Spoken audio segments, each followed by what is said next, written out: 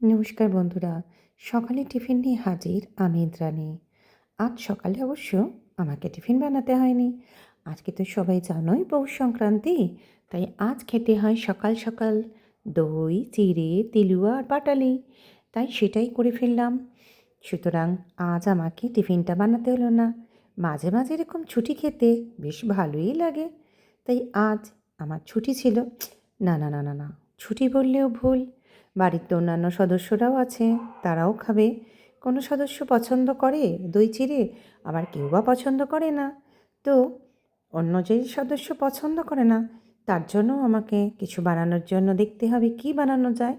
চট করে তাকে দিয়ে দিলাম সসেজ, ডিম আর ব্রেড। যেহেতু তোমাদের সাথে সকালে টিফিনটা শেয়ার করি সবারই, তাই করে দিলাম। তো তোমরাও এভাবে আজকে তো পিঠেপুলি খাবে, আর পিঠেপুলি বানিও আর খেও, আর খুব এনজয় করো শীতটাকে।